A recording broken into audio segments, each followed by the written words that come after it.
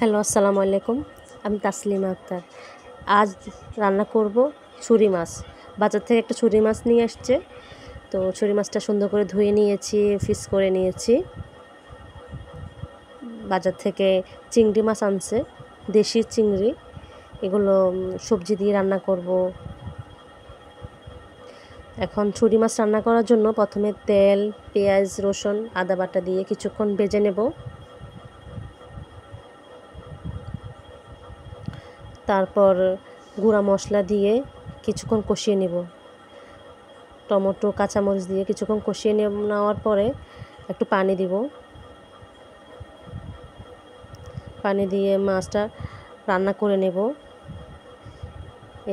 রান্না করা হয়ে গেছে আমার মাছের পিস। এখন পরিবেশন করব।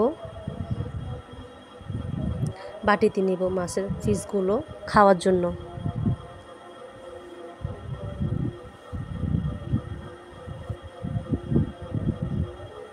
এখন আপনাদেরকে আরেকটা রেসিপি দেখাবো, গরু মাংসের ঝুরা বুনা। গরু মাংসগুলোকে ছোট ছোট করে পিস করে নিয়েছি। এখন গরম তেল দিয়ে পেঁয়াজ কুচি, কাঁচামরিচ কুচি দিয়েছি। 5 থেকে 6 মিনিট ভেজে নেব। পেঁয়াজ এখানে 3টা পেঁয়াজ, 4-5টা কাঁচামরিচ।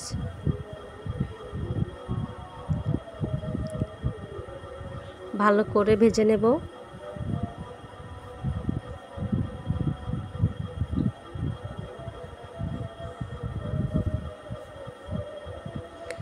ফ্রিজে গরু মাংস রাখলে অনেক সময় খাইতে স্বাদ লাগে না। এখন ঝুরাবাজি করলে খাওয়ার মজা লাগে, খাওয়া যায়। এখন মাংসগুলো দিয়ে দিব।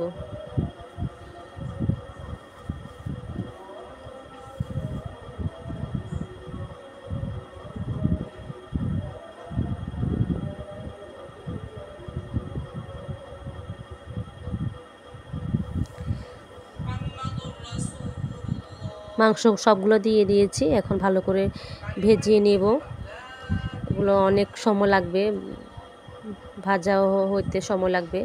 লাল লাল হলে তারপর নামিয়ে নেব। আরও কিছুক্ষণ ভাজতে হবে।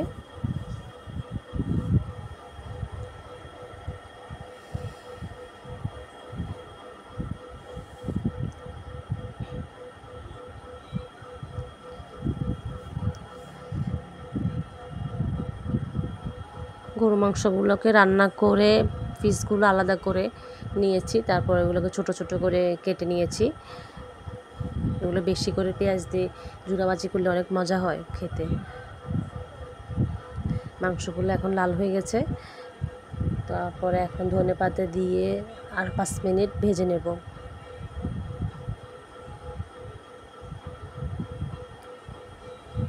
আজকে 2টা রেসিপি দেখিয়েছি, একটা ছুরি মাছ রান্না আর একটা হচ্ছে গরু মাংসের ঝুরা বোনা।